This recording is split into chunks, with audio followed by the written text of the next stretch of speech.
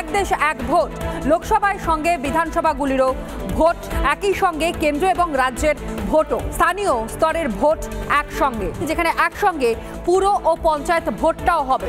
September 1 অর্থাৎ 1 September 2023 সাল উচ্চ পর্যায়ের কমিটি ইতিমধ্যেই গঠন করা হয়েছে এবং প্রাক্তন রাষ্ট্রপতি রামনাথ কোবিন্দের নেতৃত্বেই এই কমিটি কাজ করেছে। 14 মার্চ 2024 রাষ্ট্রপতি দ্রৌপদী মুর্মুকে রিপোর্টটা জমাও দেওয়া হয়। যে ইনফরমেশনগুলো দেওয়া হচ্ছে আজ এক দেশ এক ভোট নিয়ে রিপোর্ট কমিটির একাধিক সংশোধনের সুপারিশ করা হয়েছে, যেমনটা সূত্র মারফত এখনো পর্যন্ত আমরা খবর পাচ্ছি। 2 দফায় ভোট করার সুপারিশ দেওয়া হয়, যেখানে একসঙ্গে লোকসভা এবং বিধানসভা ভোট যাতে করা সম্ভব হয় সেই কারণের জন্যও কিন্তু বলা হয়।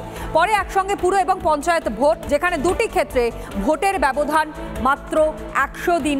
12 ডিসেম্বর 2024 সাল কেন্দ্রীয় মন্ত্রিসভার অনুমোদন, এক দেশ এক ভোটের প্রস্তাব পাশ হয়ে গিয়েছে মন্ত্রিসভায়। 1951 সালে প্রথমবার একসঙ্গে লোকসভা এবং বিধানসভা ভোট হচ্ছে। 1951 সালের থেকে শুরু করে 67 অর্থাৎ 1967তে একসঙ্গে লোকসভা এবং বিধানসভার ভোটটা সেই সময় করা সম্ভব হয়।